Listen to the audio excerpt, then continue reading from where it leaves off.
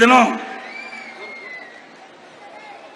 தமிழ்நாட்டில் 3 பிரதான கட்சி இன்றைக்கு போட்டியிடுது.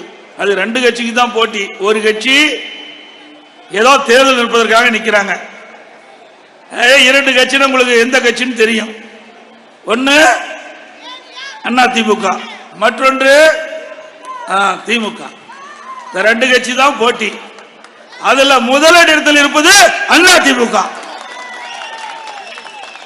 ஏன்னா அதிமுக தான் நாட்டு மக்களுக்கு நிறைய திட்டங்களை செயல்படுத்தி இருக்குது. பொன்மனச்செம்மல் புரட்சி தலைவர் எம்ஜிஆர் உங்களுக்காக கட்சியை தொடங்கி நடத்தி கொண்டிருந்தார். மக்களுக்காக கட்சியை துவங்கினார். அதை அம்மா கட்டி காத்தார்கள். சில பேர் கட்சியை குடும்பத்துக்காக நடத்தி கொண்டிருந்தார்கள். மக்களுக்காக கட்சி நடத்திய கட்சி அதிமுக கட்சி. குடும்பத்துக்காக கட்சி நடத்தி கொண்டிருப்பது திமுக. திமுகவுக்கு அதிமுகவுக்கு இதுதான் வித்தியாசம். எப்பொழுதுமே மக்களை பற்றி சிந்திக்கக்கூடிய கட்சி அதிமுக கட்சி. எப்பொழுதுமே வீட்டு மக்களை பற்றி சிந்திக்கக்கூடிய கட்சி திமுக கட்சி. இந்த 2 கட்சிகள் தான் இன்றைக்கு தமிழகத்திலே போட்டி நிலவிக் கொண்டிருக்கின்றது. அனைத்து இந்திய அண்ணா திராவிட முன்னேற்ற கழகத்தை பொறுத்த வரைக்கும் இன்றைக்கு நாட்டு மக்கள் தான் எஜமானர்கள். அவர்கள்தான் ஒரு ஆட்சியை கொண்டு வரக்கூடிய அதிகாரம் படைத்தவர்கள். அவர்கள் என்ன எண்ணுகின்றார்களோ அவருடைய எண்ணப்படி செயல்படுகின்ற கட்சி அதிமுக கட்சி. ஆனால் திமுக குடும்ப நலன் சார்ந்த பிரச்சனையை முன்னிறுத்தி ஆட்சிக்கு வருவதற்கு துடிக்கின்ற கட்சி திமுக கட்சி. இன்றைய தினம் ஏதோ பேசி கொல்லைப்புறத்தின் வழியாக ஆட்சியில் இன்றைக்கு அமர்ந்து விட்டார்கள். நீங்கள் சிந்தித்து பார்க்க வேண்டும். அனைத்து இந்திய அண்ணா திராவிட முன்னேற்ற கழக ஆட்சி இருக்கின்ற பொழுது நாட்டு மக்களுக்கு என்னென்ன திட்டங்களை கொண்டு வந்தோம் என்பதை நீங்கள் ஒரு கணம் சிந்தித்து பார்க்க வேண்டும். திராவிட முன்னேற்ற கழகம் ஆட்சிக்கு வந்த பிறகு எந்த திட்டத்தை கொண்டு வந்தால் என்பதையும் எண்ணி பார்க்க வேண்டும். மக்களுக்காக திட்டங்களை தீட்டி அதை செயல்படுத்துகின்ற அரசாங்கம் அதிமுக அரசாங்கமாக இருந்தது. திமுக அப்படி அல்ல. எதிலே வருமானம் வருதோ அந்த திட்டத்தை துவக்கி அவருடைய கஜானாவை நிரப்புகின்றதற்காக திட்டத்தை போட்டு கொண்டு வந்தார்கள். உதாரணத்திற்கு இந்த பகுதி ஒரு வறட்சியான பகுதி. இன்னைக்கு ராமநாதபுரம் மாவட்டம் ஒன்று வேளாண்மையை நம்பி இருக்கின்றது, விவசாயத்தை நம்பி இருக்கின்றது. மற்றொன்று மீன்பிடி தொழிலை நம்பி இருக்கின்றது. 2 தொழிலும் சிறக்க வேண்டும் என்பதற்காக பொன்மனச்செம்மல் புரட்சி தலைவர் எம்ஜிஆர் காலத்திலும் சரி, இதே புரட்சி தலைவர் அம்மா காலத்திலும் சரி, அம்மா மறைவுக்கு பிறகு அம்மாவுடைய அரசும் சரி, இந்த 2 தொழிலும் இந்த மாவட்டத்தில் சிறக்க வேண்டும், செழிக்க வேண்டும் என்பதற்காக ஏராளமான திட்டங்களை வாரி வழங்கிய அரசாங்கம் அதிமுக அரசாங்கம். இன்றைய தினம் வேளாண் பெருமக்கள் எடுத்துக்கொண்டால் தண்ணீர் தேவை. இது ஒரு வறட்சியான மாவட்டம். மழையை நம்பி இன்றைக்கு வேளாண் பணியில் ஈடுபட்டிருக்கின்ற மாவட்டம். இந்த மாவட்ட மக்களுக்கு ஒரு செழுமையான பசுமையான பகுதியாக மாவட்டத்தை உருவாக்க வேண்டும் என்று நான் எண்ணினேன். நானும் ஒரு விவசாயி. விவசாய கஷ்டம், துன்பம், துயரம், வேதனை நான் அனுபவ நீதியாக அனுபவித்திருக்கின்றேன். ஆகவே விவசாயிகள் படுகின்ற துன்பம் களையப்பட வேண்டும். இந்த வறட்சியான மாவட்டத்தை பசுமையான மாவட்டமாக மாற்ற வேண்டும் என்பதற்காக 14,000 கோடி ரூபாய் மாநில நிதியில் இருந்து, மத்திய நிதியிலே இல்ல, மாநில நிதியில் இருந்து ஒரு திட்டத்திற்கு நிதி ஒதுக்கீடு செஞ்சு காவிரி குண்டாறு திட்டம் அதிமுக ஆட்சியில் கொண்டு வந்தோம். நான் முதலமைச்சராக இருக்கும்போது கொண்டு வந்தேன். 14,000 கோடி 14,000 கோடி முழுக்க முழுக்க விவசாயிகள் பயனடைய வேண்டும். ராமநாதபுரம் மாவட்ட மக்களுக்கு தங்குதடை இல்லாமல் குடிநீர் கிடைக்க வேண்டும். ஆக இதற்காக 14,000 கோடி தமிழ்நாடு அரசு நிதியிலிருந்து நிதி ஒதுக்கீடு செய்யப்பட்டு அந்த திட்டத்தை புதுக்கோட்டை மாவட்டத்திலே அறிவிச்சார் டாக்டர் சி விஜயபாஸ்கர் அவர்கள் முன்னிலையிலே இந்த திட்டத்தை நான் துவக்கி வைத்தேன். முதற்கட்டமாக 700 கோடி ஒதுக்கப்பட்டது, பணி துவங்கப்பட்டது. அங்கே பிரம்மாண்டமான கால்வாய் அமைக்கின்ற பணி,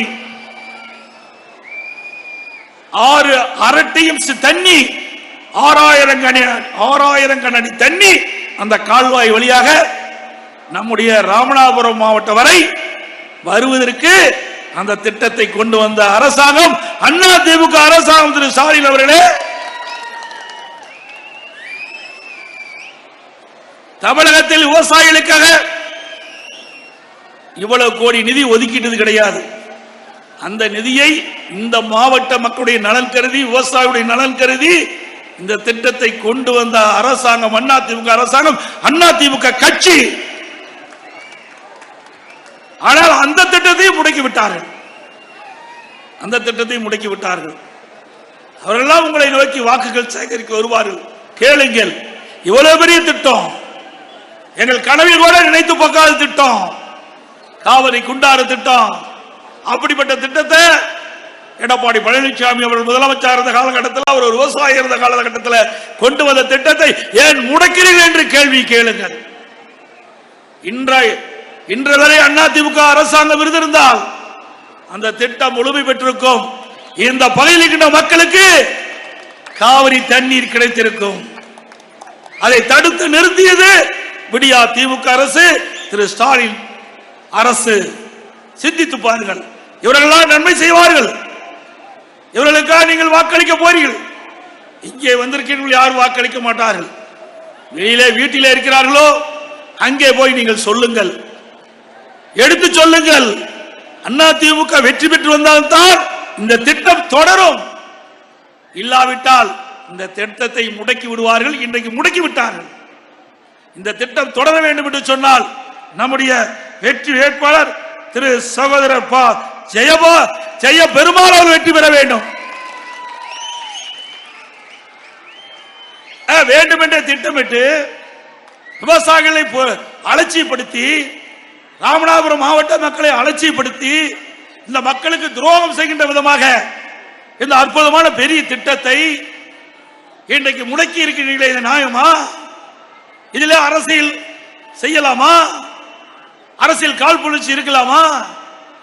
ஒரு அரசாங்கம் மாறி வந்தா, நல்ல பல திட்டங்களாக இருந்தால், அது மக்களுக்கு நன்மை பயக்க திட்டமாக இருந்தால், அதை தொடர்ந்து செயல்படுத்தினால் அது ஒரு நல்ல அரசாங்கமாக இருக்கும். அது ஒரு நல்ல முதலமைச்சராக பார்ப்பார்கள். ஆனால் வேண்டுமென்றே திட்டமிட்டு கடினப்பட்டு அனைத்து இந்திய அண்ணா திராவிட முன்னேற்ற கழக அரசு இருக்கின்ற பொழுது இந்த பிரம்மாண்டமான திட்டத்தை கொண்டு வந்த அதை தடுத்து நிறுத்துகிறீர்களே, அதற்கெல்லாம் இந்த தேர்தலில் நீங்கள் தகுந்த பதிலடி கொடுக்க வேண்டும். இந்த தேர்தல் ஒரு அருமையான சந்தர்ப்பம். இந்த திட்டத்தை நிறைவேற்றப்படாத இந்த அரசுக்கு ஒரு சரியான பாடத்தை இந்த தேர்தல் மூலமாக புகட்டுங்கள். இந்த பகுதியிலே இந்த திட்டம் நிறைவேறுகின்ற பொழுது இன்றைக்கு வைகிலே தண்ணி கரண்டி புரண்டு கரை புரண்டு ஓடும். ஏரி குளம் அத்தனை நிரப்பப்படும். நிலத்தடி நீர் உயரும். காவிரி குண்டாறு திட்டம் நிறைவேறுகின்ற பொழுது 2 லட்சம் ஏக்கர்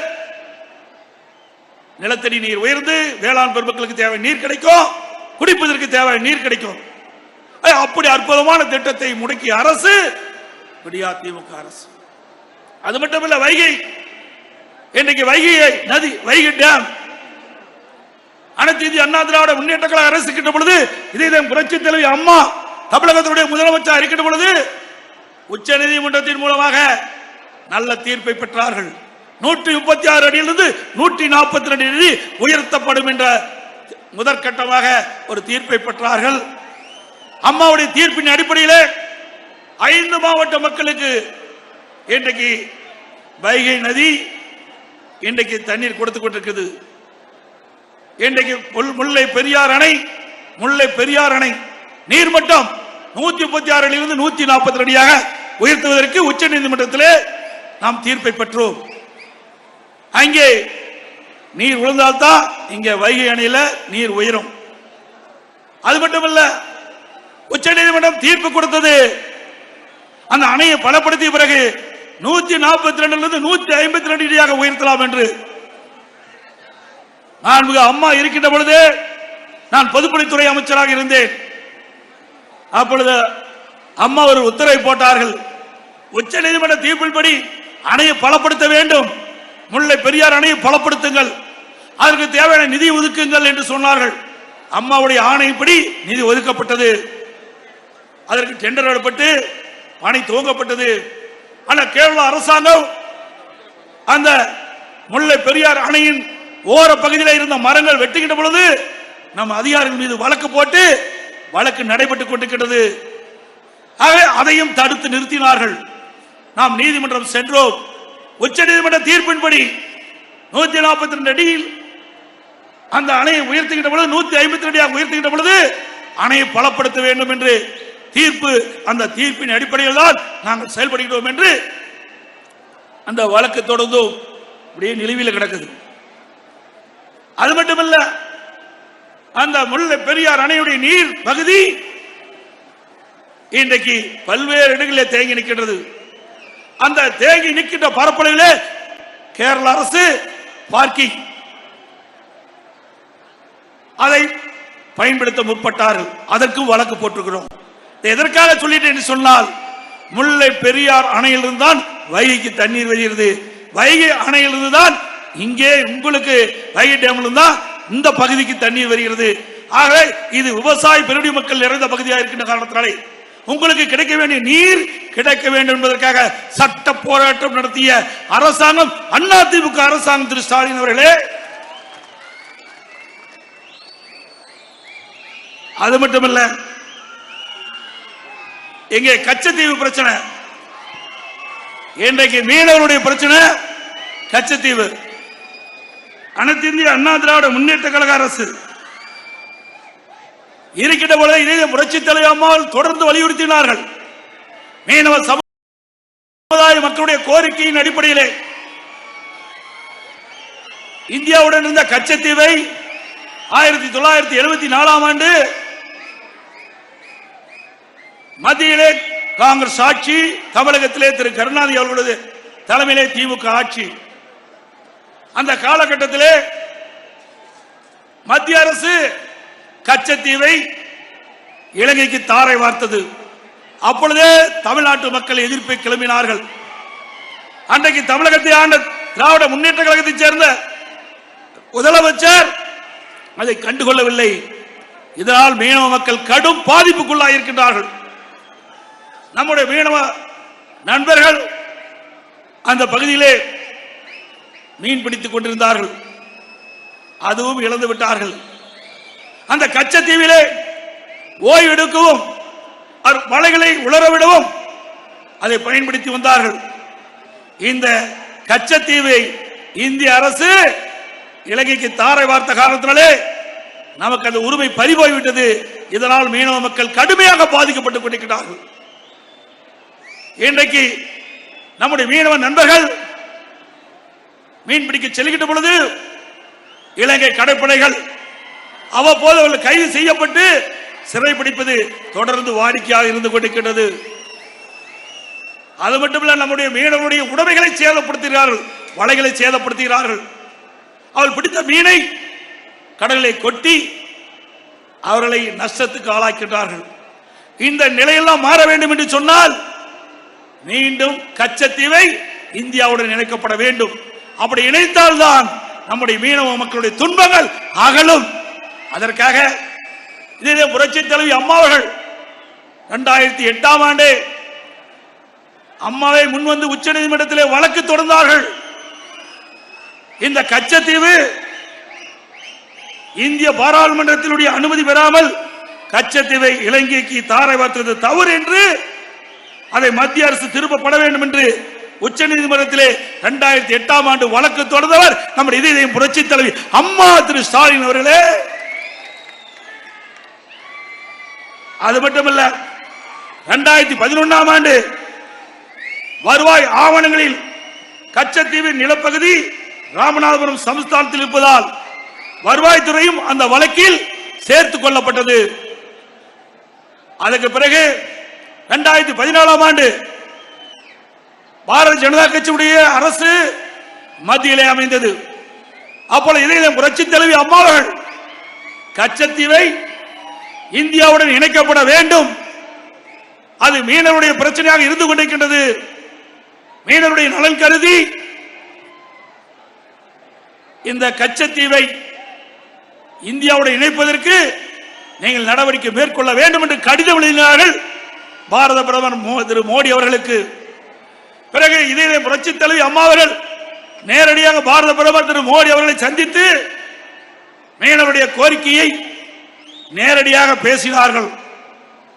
அவர்கள் 10 ஆண்டு காலம் கிடைப்பிலே போட்டு விட்டார்கள். 10 ஆண்டு காலம் கழித்து இப்பொழுது தேர்தல் வந்துவிட்டது. மீனவருடைய வாக்கு அவர்களுக்கு தேவை. அதற்காக பாரதிய ஜனதா கட்சி சேர்ந்தவர்கள் இன்றைய தினம் கச்சத்தீவை ஒரு பிரச்சனையாக எடுத்துக்கொண்டு பேசிக் கொண்டிருக்கின்றார்கள். இந்த கச்சத்தீவை பொறுத்தவரைக்கும் அதை மீட்பதற்கு அனைத்து இந்திய அண்ணா திராவிட முன்னேற்ற கழகத்திற்கு தான் தகுதி இருக்கின்றது என்பதை நேரத்தில் தெரிவிக்க விரும்புகிறேன். ஆரம்பத்திலிருந்து இன்று வரை இந்த கச்சத்தீவை மீட்பதற்கு இந்தியாவுடன் இணைப்பதற்கு தொடர்ந்து போராடி வருகின்ற ஒரே கட்சி அனைத்து இந்திய அண்ணா திராவிட முன்னேற்ற கழக கட்சி. திரு ஸ்டாலின் அவர்களே, திமுக இல்ல காங்கிரசும் இல்ல, ரெண்டும் கச்சத்தீவை இலங்கைக்கு தாரை வார்த்தை கொடுத்த கட்சி காங்கிரசும் திமுகவும். இன்றைக்கு 10 ஆண்டு காலம் மீனவர்கள் படுகின்ற துன்பத்தை கண்டும் காணாமல் இருந்த கட்சி பாரதிய ஜனதா கட்சி. ஆக அனைத்து இந்திய அண்ணா திராவிட முன்னேற்ற கழகம் ஒன்றுதான் தொடர்ந்து மீனவர்களுடைய கஷ்டங்களை, துன்பங்களை, துயரங்களை, வேதனைகளை, அவள் படுகின்ற இன்னல்களை ஒவ்வொரு முறையும் மத்தியிலே ஆளுகின்ற அரசுக்கு இன்றைக்கு உணர்த்தி இந்த மீனவர்களுக்கு விடுவு காலம் பிறக்க வேண்டும் என்று கோரிக்கை வைக்கின்ற ஒரே கட்சி அதிமுக கட்சி. இப்பொழுது அந்த பிரச்சனையை பாரதிய ஜனதா எடுத்திருக்கின்றது. இனியாவது உச்ச நீதிமன்றத்திலே அனைத்து இந்திய அண்ணா திராவிட முன்னேற்ற கழகம் போட்ட வழக்குக்கு பதில் அபிடவிட் போடுங்க. அந்த பதில் அபிடவிட்ல இலங்கைக்கு ஒப்பந்தம் போட்ட கச்சத்தீவை மீண்டும் மறுபரிசீலனை செய்வோம் என்று, ஒப்பந்தத்தை மீண்டும் மறுபரிசீலனை செய்வோம் என்று பதில் மனு போடுங்க. இப்போது போடுங்க. அந்த மீனவர்களை இப்போது காப்பாத்துங்க.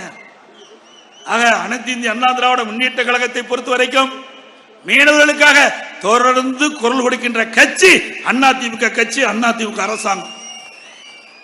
அது மட்டுமல்ல, ஒவ்வொரு முறையும் அம்மா இருக்கின்ற பொழுதும் சரி, அம்மா மறைக்கு பிறகும் சரி, நான் முதலமைச்சர் இருந்த காலத்திலும் சரி, அந்த மீனவர்களை, நம்முடைய ராமேஸ்வரம் மீனவர்கள் இன்றைக்கு அடிக்கடி இலங்கை கடற்படையால் கைது செய்யப்பட்டு துன்புறுத்தப்படுகிறார்கள்.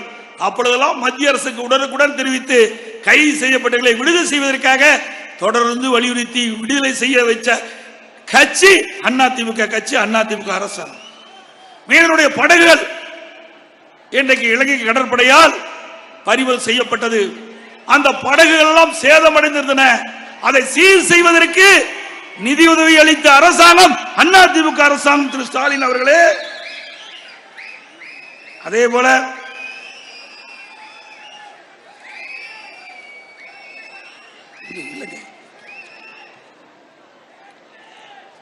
மீனவர்களுக்காக அனைத்து இந்திய அண்ணா திராவிட முன்னேற்ற கழகம் அரசு பல்வேறு நன்மைகளை செய்தது. பாக் வளைகுடா மாவட்டங்களில் இழுவை படகுகளை ஆழ்கடல் மீன்பிடிப்பு படகுகளாக மாற்றுவதற்கு மானியம் வழங்குகின்றது. பாக் வளைகுடா பகுதியில் உள்ள இழுவை படகுகளுக்கு மாற்றாக ஆழ்கடல் சூறை மீன்பிடி படகுகளை கட்டுவதற்கு மத்திய மற்றும் மாநில அரசு ஒரு படகின் விலை 80 லட்சம் ரூபாய், அதுல 70 விழுக்காடு மானியம் வழங்கி செயல்படுத்தியது. ஒரு படகின் விலை 80 லட்சம் என்று வைத்துக் கொண்டால் 50 விழுக்காடு அரசின் மானியம், மீதி ஒரு பகுதி மாநில அரசு மானியம். மற்றொன்று, அந்த படகு வாங்குகின்றவர்கள் முதலீடு போட வேண்டும், எஞ்சியது கடனாக வங்கி கொடுக்கின்றது. அப்படி அற்புதமான திட்டத்தை கொண்டு வந்து 500 படகுகள் இந்த மீனவர் மக்களுக்காக வழங்கப்பட்ட அரசாங்கம் அதிமுக அரசாங்கம். அதற்காக 286 கோடி அதிமுகவும் மத்திய அரசும் இந்த மீனவர்களுடைய நலன் காக்கப்பட்டது என்பதை நேரத்தில் சுட்டிக்காட்டுகின்றேன். 286 கோடியில 500 படகுகள் மீனவர்களுக்காக கொடுக்கப்பட்ட அரசாங்கம் அதிமுக அரசாங்கம். அதற்காக பாடுபட்ட அரசாங்கம் அதிமுக அரசாங்கம். அது மட்டுமல்ல, இன்றைக்கு மீனவர்களை சேர்ந்த மீனவ இனத்தை சேர்ந்தவர்கள் அந்த மீனவ மக்களுடைய குரலை நாடாளுமன்றத்தில் ஒலிக்க வேண்டுவதற்காக அனைத்து இந்திய அண்ணா திராவிட முன்னேற்ற கழகத்திலே இன்றைக்கு பாண்டிச்சேரி உட்பட 40 நாடாளுமன்ற இருக்கிறார்கள். அதிலே தென்சென்னை நாடாளுமன்ற உறுப்பினர் ஏற்கனவே MP ஜெயவர்தன் ஒரு மீனவர் சமுதாயத்தை சேர்ந்தவர். கன்னியாகுமரி அங்கே இருக்கின்ற நம்முடைய வேட்பாளர் இப்பொழுது கன்னியாகுமரியில் போட்டியிடும் நாடாளுமன்ற வேட்பாளர் பசலியான், அவரும் மீனவர் இனத்தை சேர்ந்தவர். பாண்டிச்சேரியில் போட்டியிடுகின்ற நம்முடைய வெற்றி வேட்பாளர் தமிழ்வேந்தர், அவரும் மீனவ இனத்தை சேர்ந்தவர். இதுவரை எந்த ஒரு கட்சியும் 3 நாடாளுமன்ற வேட்பாளரை நாடாளுமன்ற கட்சிக்காக நிறுத்தப்பட்டது கிடையாது. ஆக அனைத்து இந்திய அண்ணா திராவிட முன்னேற்ற கழகம் ஒன்றுதான் 3 நாடாளுமன்ற தொகுதியிலே மீனவ சமுதாய நண்பர்களை வேட்பாளராக நாங்கள் நிறுத்தப்பட்டிருக்கின்றோம். இவர்கள் வெற்றி பெற்று வருகின்ற பொழுது நம் மீனவர்கள் படுகின்ற பாடு துன்பங்கள் அத்தனையும் உங்களுடைய குரலை நாடாளுமன்றத்திலே ஒழிப்பார்கள். நம்முடைய வெற்றி வேட்பாளர் இங்கே இருக்கின்ற மீனவருடைய பிரச்சனை அவரோடு சேர்ந்து குரல் கொடுப்பார் என்பதை நேரத்தில் சுட்டிக்காட்ட விளைகின்றேன்.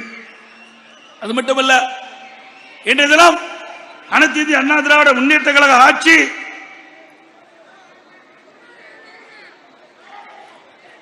இன்றைக்கு ஏழைகளுக்காக தொடங்கப்பட்ட ஆட்சி.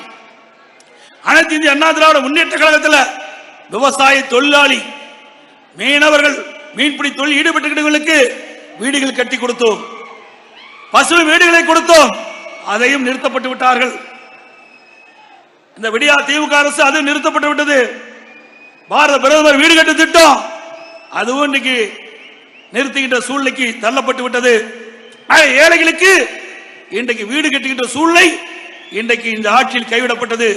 அனைத்து இந்திய அண்ணா திராவிட முன்னேற்ற கழகம் வெற்றி வேட்பாளர் வெற்றி பெற்று வருகின்ற பொழுது 2026 உங்களுடைய மிகப்பெரிய ஆதரவோடு அண்ணா திமுக ஆட்சி மலரும். அந்த விவசாய தொழிலாளி ஏழைகளுக்கு பசு வீடுகள் கட்டித்தரப்படும். பிரதமர் வீடு கட்டி திட்டத்தின் மூலமாக நாடாளுமன்றத்தில் குரல் கொடுத்து மீண்டும் அந்த திட்டம் துவங்குவதற்கான நடவடிக்கை அண்ணா திமுக எடுக்கும். அதே போல அனைத்து இந்திய அண்ணா திராவிட முன்னேற்ற கழக அரசு போது நான் முதலமைச்சர் காலகட்டத்தில் இது ஒரு வறட்சியான மாவட்டம், ஏழை மக்கள் நிறைந்த மாவட்டம், தொழிலாளி நிறைந்த மாவட்டம். இந்த மாவட்டத்தினுடைய கோரிக்கை, எங்களுடைய சட்டமன்ற உறுப்பினருடைய கோரிக்கை, நான் முதலமைச்சர் அந்த காலகட்டத்தில் இந்த மாவட்டத்திற்கு மருத்துவக் கல்லூரி மருத்துவமனை கொடுத்தேன். பிரம்மாண்டமான மருத்துவக் கல்லூரி, பிரம்மாண்டமான மருத்துவமனை. இன்னைக்கு அப்போலோவில் என்ன அறுவை சிகிச்சை செய்கிறார்களோ அதே அறுவை சிகிச்சை ராமநாதபுரத்தில் இருக்கின்ற மருத்துவக் கல்லூரி மருத்துவமனையில் இன்றைக்கு செயல்படுத்துறாங்க. இப்படி ஏழை மக்கள் நிறைந்த பகுதியிலே அனைத்து இந்திய அண்ணா திராவிட முன்னேற்ற கழக அரசு நான் முதலமைச்சர் காலத்தில் 400 கோடியில இந்த திட்டத்தை கொண்டு வந்து நிறைவேற்றி உங்களுக்காக, ஏழைகளுக்காக, இந்த விவசாயிகளுக்காக நல்ல அற்புதமான மருத்துவமனை கொடுத்த அரசாங்கம் அண்ணா திமுக அரசாங்கம். இப்படி ஒரு திட்டமாவது திமுக ஆட்சியில் கொண்டு வந்திருக்காங்களா? ஒரே ஆண்டில் 11 அரசு மருத்துவக் கல்லூரி மருத்துவமனை கொண்டு வந்து வரலாற்று சாதனை படைத்தோம். நாங்கள் ஆட்சி பொறுப்பேற்று 3 ஆண்டு காலம் ஆகிறது. 3 ஆண்டு காலத்தில் ஒரு மருத்துவக் கல்லூரி மருத்துவமனை கொண்டு வந்திருக்கீங்களா? இல்ல. நீங்க வெற்றி பெற்று என்ன செய்ய போறீங்க நாட்டு மக்களுக்கு? ஆகவேதான் அனைத்து இந்திய அண்ணா திராவிட முன்னேற்ற கழகம் வெற்றி பெற்றால் தான் மக்கள் என்னப்படி செயல்படுத்த முடியும், மக்களுக்கு தேவையான திட்டங்கள் கிடைக்கும், அதனால் மக்கள் நன்மை பெறுவார்கள். அது மட்டுமல்ல, இந்த மாவட்ட மக்களுடைய கோரிக்கை, அப்பொழுது இருந்த எங்களுடைய அனைத்து இந்திய அண்ணா திராவிட முன்னேற்ற கழக சட்டமன்ற உறுப்பினர்கள் முன்னோடிகள்லாம் இங்கே ஒரு சட்டக்கல்லூரி வேண்டும் என்று கேட்டார்கள். இந்த ராமநாதபுரம் மாவட்டத்திற்கு ஏழை எளிய மக்கள் வசிக்கின்ற பகுதி, இந்த மாணவ மாணவிகள் குறைந்த கட்டணத்திலே சட்டம் பயில சட்டக்கல்லூரியும் நான் தான் கொண்டு வந்தேன். மருத்துவக் கல்லூரி மருத்துவமனையும் நாங்க தான் கொண்டாந்தோம், சட்டக்கல்லூரியும் நாங்க தான் கொண்டாந்தோம். அதனால ஏழை எளிய அடித்தட்டிலே வாழ்கின்றவர்கள் குறைந்த கட்டணத்திலே சட்டம் பயிரலாம். இந்த கட்சியில திராவிட முன்னேற்ற கழகம் ஆட்சிக்கு வந்து 3 ஆண்டு காலம் ஆகிறது. ராமநாதபுரம் மாவட்டத்திற்கு ஒரு பெரிய திட்டமாவது கொண்டு வந்திருக்காங்களா? எதை வைத்து உங்களை சந்தித்து வாக்கு சேகரிக்க போறாங்க? சிந்திச்சு பாருங்க. நான் தேர்தல் நேரத்திலே எங்களுக்கு வாக்களிப்பதற்காக உங்களை எல்லாம் கேட்கவில்லை. நீங்கள் தராசில எடை போட்டு பாருங்கள். அனைத்து இந்திய அண்ணா திராவிட முன்னேற்ற கழக ஆட்சியிலே இந்த ராமநாதபுரம் மாவட்ட மக்களுக்கு என்னென்ன திட்டங்களை நாங்கள் கொண்டு வந்தோம், திராவிட முன்னேற்ற கழகம் ஆட்சிக்கு வந்த பிறகு என்னென்ன திட்டங்களை கொண்டு வந்தோம் என்பதை தராசில எடை போட்டு உங்களுக்கு எது சரி என்று தோன்றுகிறதோ அதற்கு தீர்ப்பளியுங்கள். திரு ஸ்டாலினை போல எல்லா தேர்தல் பிரச்சார கூட்டத்திலையும் அண்ணா திமுக விமர்சிப்பார், என்னை விமர்சிப்பார், கொண்டு வந்த திட்டத்தை பேச மாட்டார். கொண்டு வந்ததான பேசுறதுக்கு ஒண்ணுமே இல்லையா? அவருடைய ஆட்சியில கொள்ளையடித்து தானே மிச்சம். 3 ஆண்டு காலம் என்ன செஞ்சாங்க? ஒரு நிதியமைச்சர் சொன்னார், எல்லா ஆடியோலையும் நீங்க பார்த்திருப்பீங்க, எல்லாருக்கும் தெரியும், தெரிஞ்ச விஷயத்தை நான் சொல்றேன்.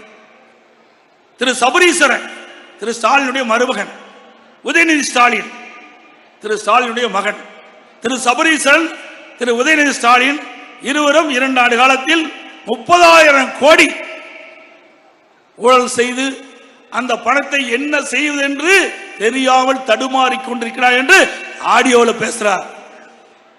யாரு? திமுக அமைச்சரவையில் இருக்கின்ற ஒரு நிதி அமைச்சர் பேசுறார். சாதாரண ஆள் பேசலீங்க, எதிர்கட்சி சேர்ந்தவர் பேசல. திமுக அமைச்சரவையில் அங்கம் வைக்கின்ற ஒரு நபரே, அது படித்தவர், விவரம் தெரிந்தவர், அவரே இப்படிப்பட்ட கருத்தை சொல்லுகின்ற பொழுது மக்கள் சிந்திக்கிறாங்க. அதான் பெரிய சந்தேகம் ஏற்படுது. அண்மையில் ஸ்பெயின் நாட்டிற்கு சென்றார், துபாய் நாட்டுக்கு சென்றார், தொழில் முதலீட்டு ஈர்ப்பதற்கு என்று சொன்னார்.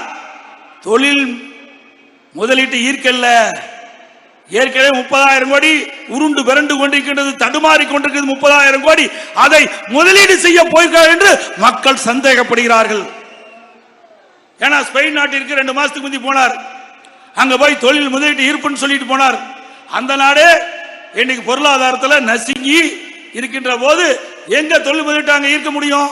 அங்க போய் தமிழ்நாட்டை சேர்ந்த தொழில் அதிபர்களை அங்க வரவழைச்சு அங்க ஸ்பெயின்ல புரிந்துணர்வு ஒப்பந்தம் போடுறார். ஏன் தமிழ்நாட்டில் இருக்கிற தொழில் அதிபர்களை சென்னைக்கு அழைச்சி புரிந்துணர்வு ஒப்பந்தம் போட்டுக்கலாம்ல? இல்ல, இதுலதான் சந்தேகம் ஏற்படுகிறது.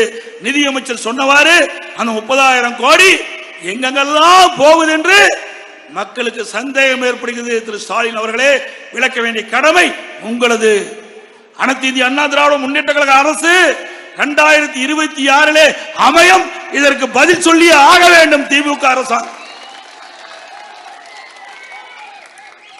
அதே போல ராமேஸ்வரத்தில் நம்முடைய மறைந்த ஜனாதிபதி அப்துல் கலாம் அவருடைய பேர்ல அரசு மற்றும் அறிவியல் கல்லூரி நான் முதலமைச்சர் இருக்கும் போது அறிவித்தேன்.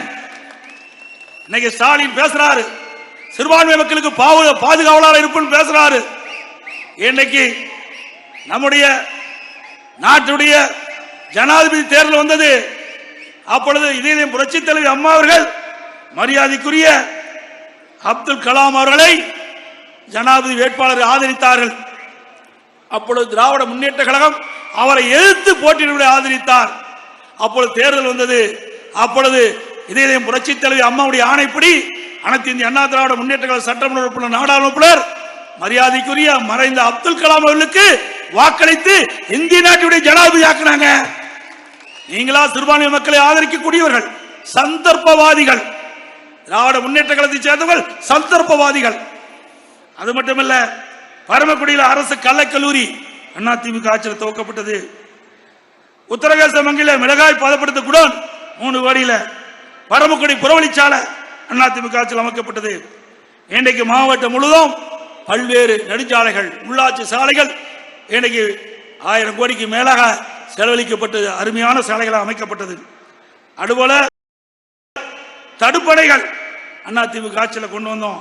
குடிமராமத்து திட்டம், இந்த பகுதி விவசாயிகள் இருந்த பகுதி ஏரி குளங்கள் எங்கெங்கெல்லாம் இருக்கின்றதோ அங்கெல்லாம் தூர்வாரப்பட்டு அந்த ஏரிகள் ஆழப்படுத்தப்பட்டு பெய்கின்ற மழைநீர் அங்கேயே தேங்கி நிலத்தடி நீர் உயர்ந்து வேளாண் பெருமக்களுக்கு கிடைச்சது. அந்த முழுக்க முழுக்க விவசாயிகள் பங்களிப்போடு அந்த திட்டத்தை நிறைவேற்றிடும். அந்த விவசாயிகள் மண்டல மண்ணை இலவசமாக அள்ளிக்கொண்டு அவருடைய விளைநிலங்களுக்கு இயற்கை உரமாக பயன்படுத்திய காட்சி அதிமுக ஆட்சியில் பார்க்கப்பட்டது. ஸ்டாலின் அவர்களே, ஒரு பிடி மண் அள்ள முடியுமா? போ விவசாயியா கொண்டு போக முடியுமா?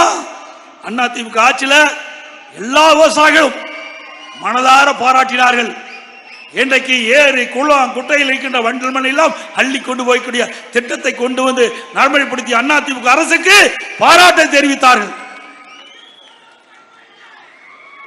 அது மட்டுமல்ல, இன்னைக்கு அறிவுபூர்வமான கல்வி கொடுத்துட்டு இருந்தோம் மாணவ செல்வங்களுக்கு. மடிக்கணினி கொண்டு வந்த திட்டம் இன்றைக்கு எல்லா அரசு பள்ளியில் படிக்கின்ற மாணவர்கள் திறமையானவர்களாக விஞ்ஞான கல்வி கிடைக்கக்கூடிய வாய்ப்பை அம்மா உருவாக்கி தந்தாங்க. இன்றைக்கு 10 ஆண்டு காலம் அனைத்து இந்திய அண்ணா திராவிட முன்னேற்ற கழக ஆட்சியில 52,30,000 மாணவ மாணவிகளுக்கு 7,300 கோடி நிதி ஒதுக்கீடு செய்யப்பட்டு லேப்டாப் கொடுத்தோம். எல்லா மாணவரும் மாணவி மடியில மடிக்கணினி விளையாடிச்சு. இன்றைக்கு மாணவர் இளைஞர்கள் போதையிலே தடுமாறி கொண்டிருக்கிற காட்சி இந்த அவலாட்சியிலே பார்க்கப்படுகிறது. அதையே நிறுத்திட்டாங்க. ஒரு மடிக்கணினி 12,000 ரூபாய். எந்த மாநிலத்தில் கொடுத்தாங்க? தமிழ்நாட்டில் தான் கொடுத்தாங்க. அதிமுக ஆட்சியில் தான் கொடுத்தாங்க. அம்மா கொடுத்தாங்க, தொடர்ந்து நான் கொடுத்தோம். தாலிக்கு தங்கம் அதையும் நிறுத்திட்டாங்க.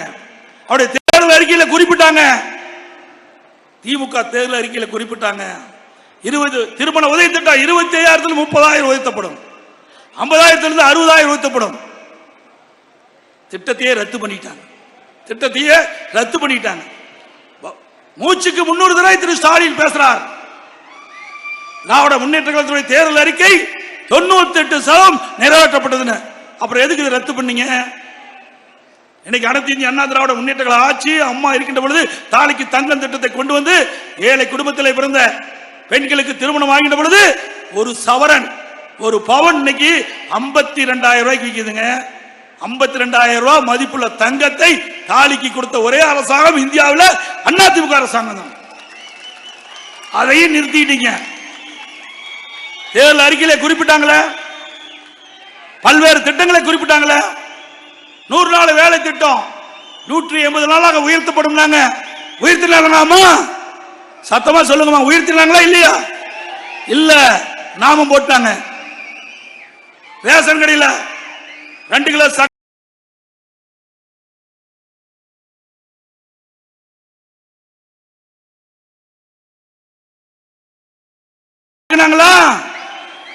கேஸ் சிலிண்டர் மாதந்தோறும் 100 ரூபாய் மானியம் கொடுத்தாங்களா?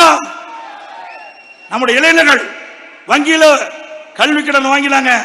அந்த கல்வி கடன் ரத்து பண்ணுனாங்களா? இல்ல, எதுவுமே செய்யல. ஆனா திரு ஸ்டாலின் எல்லா இடத்திலையும் பேசுவது.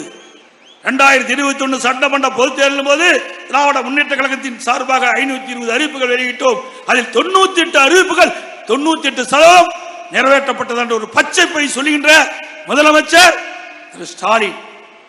எண்ணி பாருங்க, கவர்ச்சிகரமா பேசி மக்களை ஏமாற்றி வாக்குகளை பெற்று ஆட்சிக்கு வந்த கட்சி திமுக கட்சி. இங்கே விவசாய பெருடி மக்கள் நிறைந்த பகுதி. விவசாய பெருடி மக்கள் தொடக்க வேளாண்மை கூட்டு வங்கியிலே பயிர்க்கடன் பெற்றாங்க. விவசாயிகள் வறட்சியால் பாதிக்கப்பட்டாங்க. அம்மா சிந்தித்து பார்த்தாங்க. 2016 தேர்தல் அறிக்கையிலே குறிப்பிட்டிருந்தாங்க, அதிமுக ஆட்சிக்கு வந்தவுடன் விவசாயிகள் தொடக்க வேளாண்மை வங்கியிலே பயிர்க்கடன் பெற்றதை ரத்து செய்வோம் என்று ரத்து செய்த ஆட்சி அதிமுக ஆட்சி. அதுக்கு பிறகு கொரோனா காலம், விவசாயிகள் பாதிக்கப்பட்டாங்க. விவசாயி பெருடி மக்கள் என்னை சந்தித்து கோரிக்கை வைத்தார்கள். தொடக்க வேளாண்மை வங்கியிலே பெறப்பட்ட கடனை, பயிர்க்கடனை நீங்களும் தள்ளுபடி செய்ய வேண்டும் என்று கோரிக்கை வைத்தார்கள். அந்த கோரிக்கை ஏற்று அம்மாவுடைய அரசாங்கம் 12,110 கோடி விவசாயிகள் பெற்ற கடன் பயிர்க்கடன் தள்ளுபடி செய்த அரசாங்கம் அதிமுக அரசாங்கம். திரு ஸ்டாலின் அவர்களே, இவ்வளவு திட்டத்தை நான் நடைமுறைப்படுத்தியிருக்கிறோம். அது மட்டுமல்ல, இன்றைக்கு அரசு பள்ளியை படிக்கின்ற மாணவ செல்வங்கள் 41% பேர், 3,80,000 பேர் அரசு பள்ளி படிக்கின்றார்கள். அத்தனை பேர் ஏழை எளிய குடும்பத்தை சேர்ந்தவர்கள். அப்படி அடித்தட்டிலே வாழ்கின்ற மக்களுடைய குழந்தைகள் MBBS டாக்டர் ஆக வேண்டும், பல் மருத்துவராக வேண்டும், அவருடைய கனவு நனவாக வேண்டும் என்பதற்காக அம்மாவுடைய அரசு அற்புதமான திட்டத்தை கொண்டு வந்தது. 7.5% உள் இடஒதுக்கீடை கொண்டு சட்டம் இயற்றப்பட்டு அமுல்படுத்தப்பட்டு இன்றைய தினம் ஏழை எளிய குடும்பத்தில் பிறந்த அரசு பள்ளியை படித்த மாணவ செல்வங்கள் 2,160 பேர் MBBS படிக்கிறாங்க, பல் மருத்துவராக படிக்கிறாங்க. இதுதான் திரு ஸ்டாலின் சாதனை. ஏழைகளை வாழ வைப்போம் என்று பொன்மனச்செம்மல் புரட்சித் தலைவர் எம்ஜிஆர் சபதம் ஏற்றாரே, அதை அதிமுக அரசு நிறைவேற்றப்பட்டது. புரட்சித் தலைவர் கண்ட கனவு, அம்மா கண்ட கனவை அதிமுக அரசு செயல்படுத்தது, அதிமுக கட்சி அதற்காக துணை நின்றது என்பதை நீங்கள் எண்ணி பார்க்க வேண்டும். இப்படி ஒவ்வொரு திட்டமாக அதிமுக ஆட்சியில் தான் கொண்டு வரப்பட்டது என்ற செய்தி இந்த நேரத்தில் தெரிவித்து வருகின்ற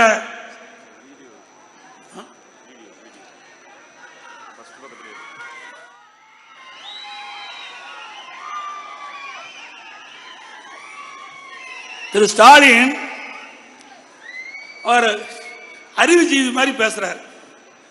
ஏதோ எடப்பாடி பழனிசாமி அங்கங்க அவதூறா பேசிட்டு இருக்காரு, அவருக்கு ஒண்ணுமே கிடையாதுங்கிறாரு. அறிவுஜீவியை எப்படி பேசுறாருன்னு நம்ம எல்இடியில பாருங்க. எங்கப்பா எல்இடி இருக்குதா? எங்க இல்லையா? எல்இடியில பாருங்க. தம்பி சத்தம் போடாது, சத்தம் போடாது.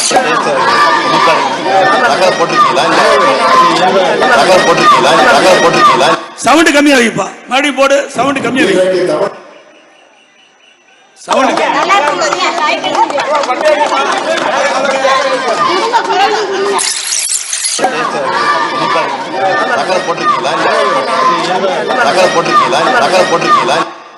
சக்கரை போட்டுக்கான்னு கேட்கிறாரு. இன்றைக்கு தமிழகத்தில் 234 சட்டமன்றங்கள் இருக்கிறது.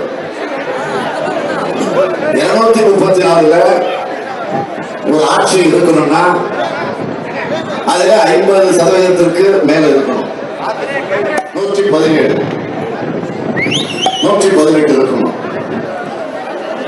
ஆகவே இன்றைக்கு திராவிட முன்னேற்ற கழகம் 87, காங்கிரஸ் கட்சி கூட்டணி நம்மோடு 8, அதற்கு பிறகு இந்திய யூனியன் முஸ்லிம் லீக் கட்சி 1, ஆக 107. ஆக இந்த 107 இருக்கிறோம். ஆக இந்த 107 நீங்க ஒட்டுமொத்தமாக கூட்டி போட்டு எப்படி சிறப்பா கணக்கு போடுறாங்க. ஜனவரி மாதம் 25ஆம் தேதி குடியரசு நாளில் கவர்னர் சட்டம், அதே போல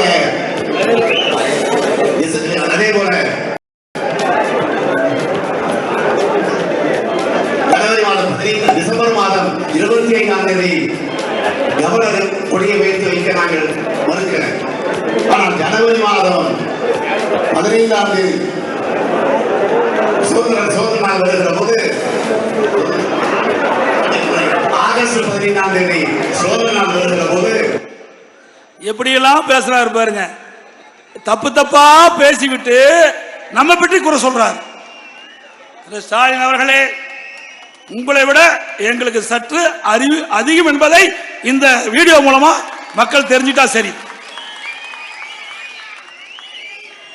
ஆகவே நடைபெறுகின்ற நாடாளுமன்ற தேர்தலில் நம்முடைய வெற்றி வேட்பாளர் அறிவிச்சார் திரு ஜெய பெருமாள் அவர்களுக்கு இரட்டை சின்னத்திலே வாக்களித்து வெற்றி பெற செய்ய வேண்டும்.